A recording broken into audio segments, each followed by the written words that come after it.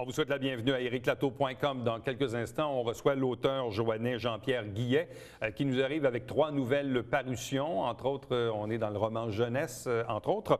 Mais d'abord, on vous parle du Baby Boomers Band qui est toujours en vie, plus actif que jamais, avec d'ailleurs quelques spectacles à venir. Donc, on reçoit d'ailleurs 2 des membres fondateurs, Jean Saint-Germain et Pierre Cormier, à l'instant.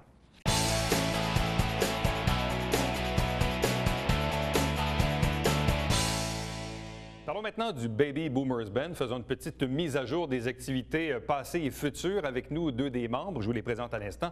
D'abord, Pierre Cormier. Bonsoir. Bonsoir, Eric. De même que Jean Saint-Germain. Bonsoir et bienvenue. Bonsoir. Donc, je vais commencer avec vous, Pierre, parce que le Baby Boomers Band, juste faire une mise en contexte, ça existe depuis combien de temps? 17 ans maintenant, je crois. En novembre, 17 ans. Okay, moi, je pensais que ça remontait aux années 50. Peut-être avec mon ami Jean. En fait, c'était une commande qu'on a eue à l'origine. Je pense que tu es au courant. Là. Ça fait 17 ans. On avait commencé ça au Park Lane à ce moment-là. En 96. C'était pour un mois. 96, ouais. Et depuis C'était pour un mois. C'était pour un mois. Bien, la dernière fois qu'on a eu une entrevue, C'est drôle parce que... mon mois perpétuel. Là. Mais le pire, c'est qu'encore aujourd'hui, on en a parlé pas beaucoup, là, mais juste une petite affaire dans la campagne électorale à Saint-Jean. On disait, qu'est-ce qu'on fait avec le Park Lane Café? Est-ce qu'il va y avoir une renaissance un jour? On dirait que c'est comme perpétuel. Là. Tout à fait. Puis c'était un endroit qui était exceptionnel. Pour ce genre pour ce lieu-là, pour ce genre d'événement-là, c'était exceptionnel. C'était unique. Là. Malheureusement, avec tout ce qui s'est passé, ce qui s'est pas passé, tout ce qui s'est dit, ce qui s'est pas dit. C'était quoi les hauts et les bas du Baby Boomers Band sur les 17 dernières années? Mais en fait, c'est beaucoup de hauts. Plus de hauts que de bas. Il n'y a pas vraiment de bas. Il y a eu des petits changements au niveau de l'équipe d'origine. On est les deux, en fait, les deux seuls survivants de la formation originale. Mais non, il y a eu beaucoup de projets. Dans le temps, évidemment, le groupe Canada français, à l'origine, nous a un petit peu pris sous son aile aussi. Ça a fait beaucoup de bien au niveau de la propagande de la chose, puis publicité. Et c'est ce qui a fait que 4 albums plus tard, parce que maintenant on est rendu avec 4 albums, sous le groupe Canada français, les projets spéciaux, fait que ça ne fait que monter. Événements corporatifs, événements d'envergure, grandes scènes. On a fait les Montgolfières à plusieurs reprises, scène principale. Fait que ça a été toujours, petit à petit, mais toujours en montant. Jean, vous pouvez donner combien de spectacles par année? Cette année, on a donné pas loin de 30. Je pense que c'est 30 qu'on a donné cette année. Et là, vous arrivez à rentrer ça dans vos agendas respectifs? Eh oui. Vous êtes tous pas mal actifs. Là. On est très actifs. Très actifs. Avec chacun des bons emplois, mais ce qui était à l'origine un sideline, un bon à côté, est devenu un très, très bon à côté. Gros événement. C'est pas professionnel, mais pratiquement professionnel. Je veux dire. Ça l'occupe pas mal de notre temps. En dehors de nos emplois respectifs. À chaque semaine, est-ce que ça demande des heures de suivi, de préparation, de pratique aussi? Est-ce que vous variez un peu le matériel ou les oldies, on s'entend que... Je te dirais qu'au point où en est le groupe, dans le moment, c'est que chacun est dans ses pantoufles. Là. Chacun sait tellement ce qu'il a à faire. On n'a pas besoin de faire 12 répétitions. Il y a bien des fois, on peut être 3 semaines, un mois, qui peut avoir entre deux engagements. Et puis, c'est comme si Les Beatles puis Elvis, là, vous les connaissez par cœur? Pas mal. On n'est pas très Elvis, par contre. Ni Beatles. Ni Beatles. On essaie de laisser de côté ce que les autres font. Donc, vous faites quoi, vous autres? On fait ce que les autres font pas. On a un petit peu de culot, en fait. Des exemples. Du Beach Boys. On a un medley Beach Boys à la coche, je pense. Là. Très vocal. On est très, très harmonie, très vocal. Frankie Valli, les Four Seasons. Moi, personnellement, je connais pas beaucoup de groupes qui font du Frankie Valli. Et puis, on se le fait remarquer nous autres mêmes. On se le fait dire, waouh, c'est comme si on les entendait. C'est notre couleur. Donc, si vous faites une trentaine d'événements par année, principalement au Québec, dans la région de Montréal, ou est-ce que parfois vous allez un peu à l'extérieur? Partout dans la province. Vraiment partout dans la province. Ontario, Maritime aussi. Mais c'est surtout dans la province. Puis là, on a eu des offres pour casinos, aux États, des petites choses. Il y a beaucoup de projets pour 2014 qui s'en viennent qui peuvent être très intéressants. Bon, quels sont les engagements déjà officiels pour l'année à venir? Là? Il y a beaucoup de choses en stand-by, des choses qu'on ne peut pas vraiment parler. Il y a eu le Capitole de Québec 4 fois dans les 2 dernières années, probablement retourné là. Il y a des événements corporatifs, beaucoup. Compagnie d'assurance, des jardins, des choses comme ça. Au niveau corporatif, il y a des corpos qui sont il y a des événements comme on est associé beaucoup à la FQCC. Donc, des FQCC, le camping, ça? La Fédération Camping Caravaning. Donc, il y a des événements selon les secteurs, événements internationaux. On fait d'ailleurs le Rassemblement national en octobre 2014. Il y a étonnamment, il y a beaucoup de parcs, des villes qui font des événements extérieurs et il y a des 400-500 personnes qui se ramassent là. Donc, pour l'an prochain, il y a des... On a décidé de faire ça. Cette année, ça a fait la 3e fois qu'on faisait celui de Valleyfield. Valleyfield. 3 fois en ligne, puis c'est le monde qui redemande, parce que c'était des événements extérieurs. On n'a pas commencé, puis c'est déjà 2 fois. Wow. Mais c'est très festif. Les événements vieilles autos, c'est la même chose. Ça, de plus en plus, ici, Chambly, on en fait, c'est très festif, c'est extérieur, c'est très agréable. On est très proche du monde, c'est ce qui fait un petit peu différent des grandes scènes. Au contraire, il y a beaucoup de personnes par le passé qui nous associent aux événements corporatifs. Mais vraiment, je dirais que le corporatif, de qu'est-ce qu'on fait dans une saison, c'est à peu près 10 Le reste, c'est du festival. Mais qu'est-ce qui fait à l'époque, si on remonte à 17-18 ans, qu'est-ce qui fait que des jeunes hommes, à l'époque, Merci. Trop gentil. Tripaient sur le matériel oldies? C'est pas vraiment qu'on... C'est pas comme ça que ça s'est passé. C'est pas comme ça parce qu'on était tous des anciens qui ont fait du club. On a fait du club longtemps. Et puis, c'est un ancien membre avec qui j'ai joué dans le passé. Il s'est ramassé pour l'emploi qu'il avait. Il était comme représentant. Et puis, il est passé au Parkland. Puis, le directeur du Parkland du moment lui a demandé « Hey, as-tu encore ton groupe? » Il dit « Non, j'en ai pas. » Mais il dit « Ça serait le fun si je viendrais jouer ici. » Fait que, à partir de là, pour faire une longue histoire courte, là, il a appelé Pierre, il m'a appelé, il a appelé les gars avec qui il a été rejoint dans le passé. Il dit « Ça vous intéresserait-tu de faire un contrat? Ça serait ou un mois. » Et on a tous des intérêts différents à ce moment-là. Ah, mais c'est ça l'autre question, parce que je ne sais pas, toi, tu tripais sur quoi là, il y a 20 ans? Moi, j'étais vraiment top 40, 80, Gino Vanelli, ces choses-là. Lui, c'était autre chose. Moi, j'étais plus rock, classic rock. Style Van. Les 5 membres, c'était différent. Puis, c'est ça. Mais quand c'est arrivé le temps, puis on dit OK, tout le monde s'est dit d'accord, on le fait. Mais là, on s'est dit, là, après ça, j'écoutais ça. Je dis, hey, dans le passé, j'ai accompagné des artistes, puis j'ai dit, hey, non, moi, tant qu'à le faire, j'aime mieux bien le faire. Dans ce temps-là, c'était du gros vocal, c'était ci. Tant qu'à le faire, on va le faire. Ça accroche. Puis là, c'est. On a pris beaucoup plus de temps. On a pris plus de temps. On a remis on était supposé de jouer au mois d'octobre, puis je dis non, gars, ça c'est au mois d'août qu'il nous a parlé de ça. Je dis monter un répertoire de 72 chansons. 3 dernières minutes. C'est 3 dernières minutes, oublie ça. Moi, tant qu'à le faire, je veux pas le botcher, je veux le bien faire. Fait qu'on a remis ça à l'été 97, fait que pendant tout l'hiver 96, début 97, c'était l'aboutissement du BBB qui était dans le temps le Bud Rock and Roll Band. Ouais. Et puis à partir de là, on a fait le mois là, puis le reste c'est l'histoire. Ça appartient à fou. Là, tantôt on parlait des événements à venir. Il y a aussi un événement bénéfice là, qui devait se produire, mais qui est reporté au mois de mars prochain. Oui, en fait, c'est... moi, je suis enseignant à l'École Crevier, à la commission scolaire de Saint-Jean-sur-Richelieu, c'est des Hautes-Rivières, à Marieville. La cour, le parc-école qui était jusqu'à cette semaine inexistant, et ça fait des années qu'il y a des levées de fonds à ce niveau-là, pour ramasser des sous, parce que on s'entend que c'est très, très dispendieux, un parc-école, pour que les équipements soient sécuritaires pour les enfants. Et là, on s'est fait demander, puis ça aurait pu être n'importe qui, mais on m'a pris à part et on m'a demandé, écoute, Pierre, faire une levée de fonds, là, ce serait le fun là, pour, tant qu'à prendre n'importe qui, on pourrait prendre ton band, puis c'est une bonne idée. Et là, à partir de là, je me suis impliqué, comité bénévole, un petit peu tout le monde, puis l'événement avait lieu jusqu'à vendredi dernier, avait lieu vendredi le 1er au Cabaret Théâtre.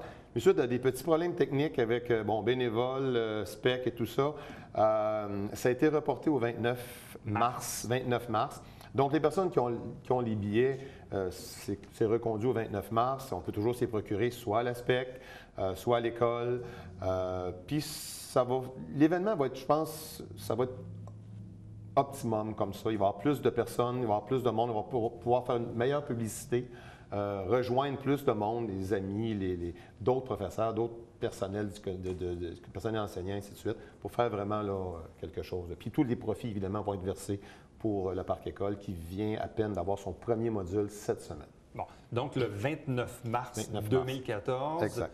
Deux rives ou cabaret? Cabaret. Cabaret théâtre. Formule cabaret, piste de danse. Donc, ça va être un party de danse. Justement, on a libéré on s'est permis de libérer quelques tables pour faire une piste de danse. Bon. Qu'est-ce que c'est l'école Crevier à Marieville pour que les gens qui ne connaissent pas l'école? Bien, école primaire qui, jusqu'à l'année dernière, était deuxième et troisième cycle, c'est-à-dire troisième, quatrième, cinquième, sixième année.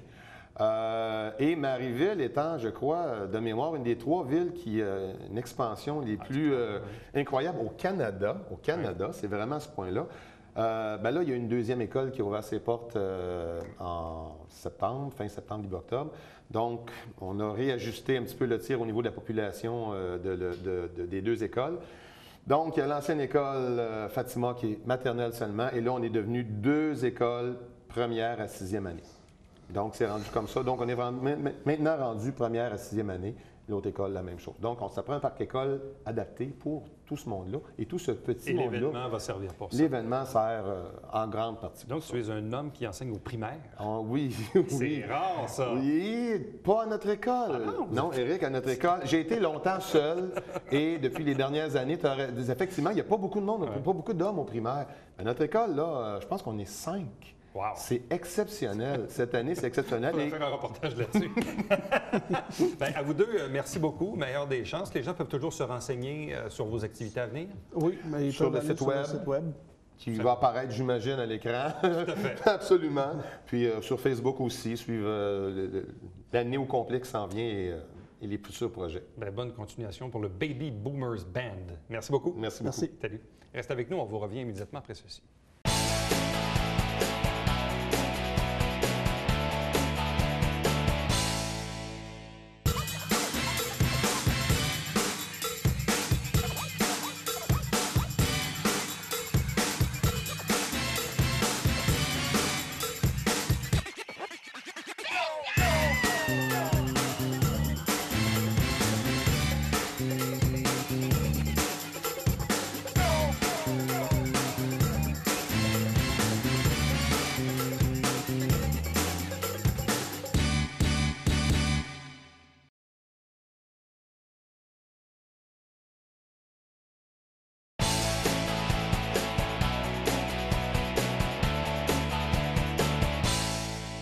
L'auteur que l'on reçoit à l'instant vient de la région. Il a produit à ce jour 22 livres qui s'adressent aux jeunes de tous âges et même aux adultes. On parle de contes écologiques, des romans jeunesse, science-fiction, de la nouvelle. Il est avec nous, Jean-Pierre Guillet. Bonsoir et bienvenue. Bonsoir, M. Latour. Merci de votre invitation. Bien, ça fait plaisir. Donc, si vous en êtes rendu à votre 22e, c'est qu'il y a un peu d'expérience là-dedans. Là. C'est pas la première. Oui, les années ont passé. Hein? Ça fait combien de temps que vous avez fait votre premier ouvrage? Le premier est sorti en 91. Alors, ça fait 22 ans, là, si je calcule vite. Là.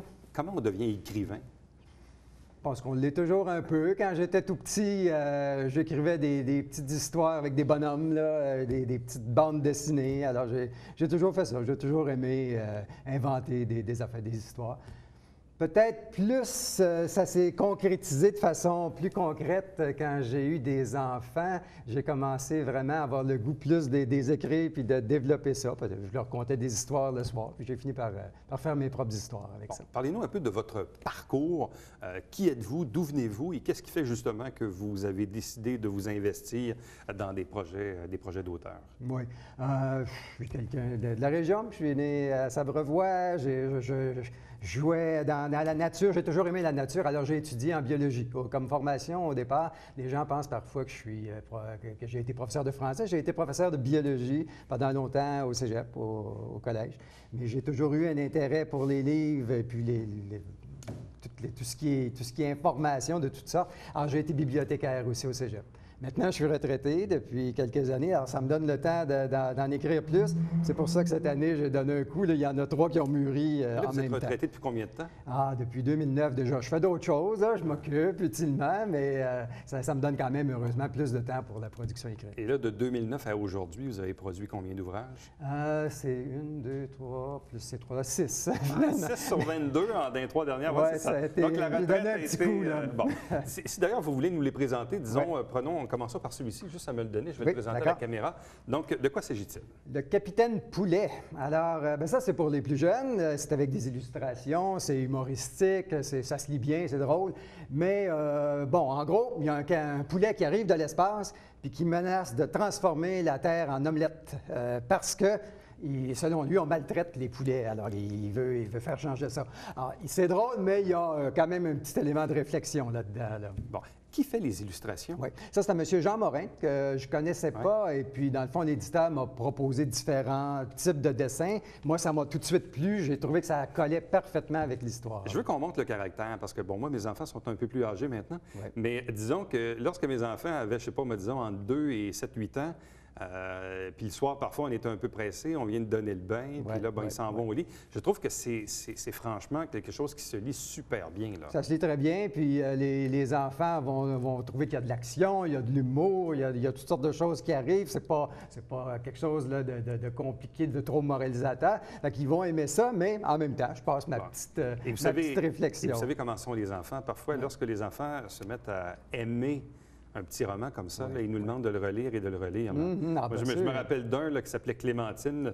On a dû le lire à peu près minimum 100 fois pour ma fille. Elle aimait beaucoup cette histoire et elle aimait toujours. Donc, il doit y avoir un attachement qui se crée avec l'enfant. Donc, quand je prends mon Capitaine Poulet, il y a peut-être justement là, des enfants qui vont demander à leurs parents de leur lire ça au moins une centaine de fois. Oui, puis je pense que c'est une belle activité aussi comme parent. Vous l'avez fait, vous le voyez, puis moi aussi, je l'ai fait. Ça nous fait un lien. C'est un moment privilégié du soir, justement, ou à différents moments, de conter des histoires à nos enfants. Bon, d'ailleurs, parmi vos 22 ouvrages, est-ce qu'il y en a quelques-uns qui ressemblent un peu à ce format-ci ou à ce public cible? Oui, en fait, j'ai écrit pour beaucoup d'âge et j'en ai 3 ou 4 qui visent ce public-là. Entre autres, quand mes enfants étaient à l'école primaire, là, j'étais beaucoup là-dessus. Alors, j'avais des livres qui se passaient, des choses que je voyais arriver à l'école, puis que mes enfants me contaient, puis ça m'inspirait des petites histoires. Là. Bon, si on prend le deuxième maintenant. Ah, le catalogue de robots. Le catalogue de robots. Bon. C'est ce qu'on rêverait tous, d'avoir un robot qui va travailler à notre place. Bien là, c'est un peu la même chose pour cet écolier-là. Lui, il voudrait bien pas avoir plus de temps pour jouer à ses jeux vidéo, mais il y a des devoirs à faire. Sa mère lui demande de faire le ménage de sa chambre. Il y arrive un catalogue tombé du ciel, littéralement, là, je ne vous vendrai pas tout le punch, mais il peut commander un robot qui va faire ses devoirs, qui va faire le ménage, qui va séduire les filles à sa place, qui va jouer dans l'équipe sportive et compter tous les buts à sa place. Il trouve que c'est merveilleux. Il va se rendre compte qu'il va avoir des surprises. Ça ne sera pas aussi simple qu'il pensait. Là. Et là, ici, on parle d'un roman jeunesse d'environ 75 pages. Oui. Et toujours un peu dans le même caractère. Un petit peu plus costaud, celui-là. Et d'ailleurs, ce que je voulais présenter, c'était ça ici. C'est ça.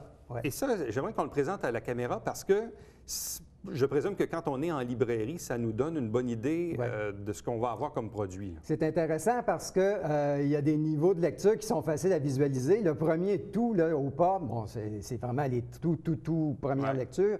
Moi, celui-là, par exemple, Capitaine Poulet, c'est le même éditeur, c'était au trop. Alors, un petit peu plus. Ensuite, il y avait au galop, puis maintenant au grand galop. Celui-là, c'est un niveau de lecture qui s'adresse peut-être, je dirais, à la fin du cours primaire, 5e année, 6e année, peut-être même le début du secondaire. Ça dépend des enfants. Et quand j'ai présenté ce roman-là, ce manuscrit-là à l'éditeur, c'est le même éditeur, ça n'existait pas, le 4e niveau de lecture, mais comme ça les a intéressés, ils ont créé, pour ce roman-là, le 4e niveau de lecture. Je suis le premier à inaugurer ce niveau-là chez Bayard Canada. Bien, c'est intéressant parce que parfois, justement, parce que les parents deviennent un peu tannés de toujours lire les mêmes histoires, donc quand on se présente dans une librairie, c'est probablement très utile pour le parent de regarder ça et de dire, bon, bien, regarde, voici celle-là, elle a, je sais pas, 32 pages, 48 pages ou 56 pages. Ça lui fait un guide ça nous donne une idée. Il y a aussi une question de vocabulaire. Hein. C'est quelque chose qui est délicat quand on travaille pour les jeunes. Là. Par exemple, le premier niveau, il faut prendre des mots qui sont simples, qui sont facilement compréhensibles. Après, on peut aller un petit peu plus loin sans exagérer. Alors, il y a tout un travail d'orfèvre, je dirais, pour ciseler le texte avec l'éditeur, qu'on a travaillé beaucoup là-dessus. Là. Bon, et prenons maintenant le 22e, hein, le tout dernier, SOS au lac des Glaces. Qui, je pense, arrive en librairie la semaine prochaine. C'est une primeur. Là. Moi, je l'ai reçu là, comme auteur, ça fait très peu de temps. Là. Alors, SOS au lac des Glaces, ça s'adresse vraiment là, plus au niveau du secondaire, des plus vieux ou même les collégiales. Alors, c'est les amateurs de fantastique, de science-fiction. Et là, c'est une histoire là, pas mal plus développée. Là, là, on parle d'un roman d'environ 240 pages. Oui, puis écrit tassé. Là. Alors, c'est un roman où il y a de la place pour développer une action là, assez longtemps. Je me suis fait plaisir là-dedans. Ça fait longtemps que je l'avais en tête. C'est depuis ma retraite, en fait. Mais dédié à un public adolescent? Adolescent, jeune adulte. Jeune adulte. Oui, c'est ça. C'est ceux qui sont des bons lecteurs puis qui aiment s'embarquer dans une bonne histoire. Là, okay. Est-ce que vous le suggérez parfois ou avez-vous un réseau pour le suggérer à des enseignants? Parce que moi, les miens sont en train de terminer leur secondaire, puis je regarde dans les dernières années. Parfois, mes jeunes me disaient « Ah, là, c'est incroyable, la professeure nous demande de lire un roman, puis c'est plat. » Ou c'est le contraire. Oui. Enfin, évidemment, je présume qu'on ne peut pas faire plaisir à 32 élèves, là, mais est-ce que vous avez un réseau, justement, pour être capable de les pousser ou de les suggérer à des enseignants? Il y a quelque chose, un organisme qui s'appelle Communication Jeunesse, qui donne toujours des suggestions aux bibliothécaires dans les écoles. Je sais, ayant été bibliothécaire, je les recevais moi-même. Alors, j'espère qu'il va être bien reçu, je le pense, parce que c'est une maison d'édition, entre autres Médiapol, là, qui est reconnue aussi. Ce que je suis chanceux, c'est d'aller avec des éditeurs qui ont une bonne diffusion, qui diffusent leur documentation, l'information à toutes les écoles, dans tous les médias. Là. Alors, c'est intéressant pour ça, là, de pouvoir compter sur ce service-là. Il y a le Salon du livre aussi, puis d'autres événements où je participe là, qui permettent de les faire connaître. Bon, parce que d'ailleurs, vous participez à plusieurs événements. Je regardais, donc, Salon du livre de Montréal, le Conte nocturne au Mont-Saint-Grégoire, le Salon de Noël au Centre d'art de Savoie, le Salon du livre jeunesse à Saint-Basile-le-Grand. Donc, dans une année, vous faites plusieurs événements c'est dans littéraires. Le prochain mois, en fait. Après ça, on verra. Là, je suis déjà allé en tournée en Ontario, en Colombie-Britannique, mais ça, c'est des choses exceptionnelles. Là. Mais il m'arrive assez souvent d'aller dans des écoles ou dans des bibliothèques pour rencontrer des jeunes. C'est plaisant. Ça nous fait sortir un peu de derrière notre petit écran d'ordinateur puis voir des vraies réactions de jeunes. Bon. Avez-vous parfois, comme tout auteur, le syndrome de la page blanche ou si vraiment vous amorcez un premier jet d'écriture quand vous avez une idée en tête ou peut-être que vous en avez 3-4 dans des tiroirs qui traînent à la maison. Là. Vous avez peut-être d'autres projets en tête. Là. Souvent, il y en a des fois qui écrivent 3 affaires en même temps. Là. Dans ce cas-ci, j'avais pas mal 3-4 affaires qui roulaient en même temps. Là. Mais je suis pas quand même, malgré tout, je suis pas un écrivain à temps plein. C'est drôle à dire maintenant que je suis retraité, là, mais je voudrais pas être enfermé toute la journée derrière mon écran. J'aime voir des gens, j'aime faire des activités utiles à la communauté. Alors, je m'implique dans d'autres domaines. Là. Par exemple, actuellement, j'ai ce roman-là, je l'avais en tête depuis la retraite et puis je suis content de l'avoir sorti. Puis là, je prends une petite pause. Je me dis que je vais recommencer à l'écriture juste en janvier, j'imagine. OK, donc vous prenez des pauses dans l'année. Vous allez reprendre l'écriture en janvier. Puis à quel moment de la journée êtes-vous le plus productif pour écrire? Il faut que je me force, il faut que je me donne un horaire, parce que sinon, il y a toujours 1001 choses qui peuvent retenir notre attention. Là. Vous savez, il y a toujours dans la vie là, 56 000 choses, là, si on ne se discipline pas, on n'avancera pas. Alors, oui, moi, je me donne j'essaie de commencer tôt, habituellement, là, vers 8 h du matin, si possible. C'est pas vrai, j'arrive jamais à commencer à 8 h du matin, mais c'est mon objectif, là, mais disons 8 h 30 quand ça va bien. Là. Puis là, il faut se réchauffer, disons. Les premières phrases ne sortent pas si bien que ça, puis on les réefface, puis on repense à ce qu'on a écrit la veille, puis on recommence à ce qu'on a écrit la veille. C'est plus d'ouvrages que les gens pensent, ou il y en a peut-être qui ont plus de talent, je ne sais pas, là, mais moi, il faut que je le peaufine. Et là, quels sont les prochains... Là, vous dites que vous prenez une pause d'écriture, mais quels sont pour vous les prochains projets sur lesquels vous désirez vraiment développer? Là? Quand vous allez reprendre la plume en janvier, qu'est-ce que vous voulez faire? J'aime 2 mondes différents, dans le fond. J'ai une veine qui est pour plus adolescent-adulte, là, qui est de la science-fiction puis de la fantasy. Et ça, je verrais peut-être éventuellement une suite à celui-là. Là. Et puis, une autre petite chose fantaisiste dans cette collection-là, où j'étais le premier, là, dans ce niveau-là, je verrais... quelque chose. Dans ce cas-ci, le héros est un garçon, dans celui-là. Dans le suivant, l'héroïne serait une fille. Bon, je ne vendrai pas toutes mes punches, mais elle serait peut-être impliquée avec un jeu vidéo. Là. On s'en reparlera l'année prochaine. Puis au fil du temps, vous avez eu quelques récompenses aussi? Oui, bien, j'ai gagné, par exemple, le prix Aurora pour le meilleur roman de science-fiction pour un roman qui se passait sur la planète Mars. Et j'étais assez fier de ça. D'ailleurs, l'illustrateur, prix Aurora, c'est un prix reconnu dans le domaine de la science-fiction. L'illustrateur qui avait fait l'illustration à ce moment-là avait gagné un prix lui aussi. Et comme j'étais bien content et honoré qu'il ait travaillé avec moi, je lui ai demandé pour ce roman-là. C'est lui aussi qui a fait la couverture de mon dernier roman. Donc, disponible en librairie, SOS au lac des glaces, le catalogue des robots et le Capitaine Poulet, bien sûr. Et pour d'autres informations, vous l'avez vu en bas d'écran, donc www.jeanpierreguillet.info. Merci beaucoup. Bonne continuation. C'est bien gentil à vous de m'avoir invité, puis bonne chance avec votre émission. Ça fait plaisir, merci. Bonjour. Reste avec nous. Au retour, on vous présente le Babillard quotidien.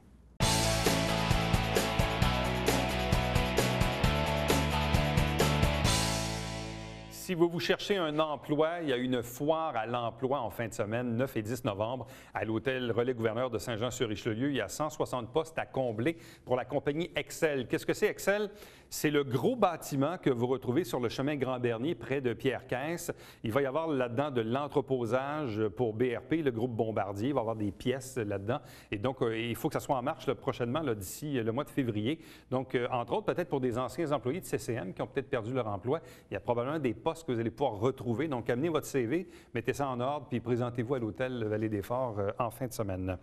Saint-Jean-sur-Richelieu, c'est le nom de notre émission qui, à chaque semaine, vous présente les travaux du conseil. Là, le conseil est en pause jusqu'à l'arrivée du suivant, le 18 novembre, mais on a capté quelques images de l'hôtel de ville dimanche dernier, donc on va vous présenter dans cette case horaire. Télébingo, 3 500 $ en prix à chaque semaine. C'est à tous les dimanches matin à 9h30 en direct. Soyez du rendez-vous, au câble 9, bien sûr. Pour acheter vos livrets, il y a une trentaine de dépositaires dans la région pour connaître la liste, soit que vous regardez sur le site Internet ou vous téléphonez ici même. Vous avez nos coordonnées, 145 rue Richelieu, pour me joindre directement par courriel, ericlatour@tvhr9.com, et visitez notre site Internet pour voir et revoir les entrevues. Les entrevues sont maintenant en format YouTube. À demain. Bye-bye.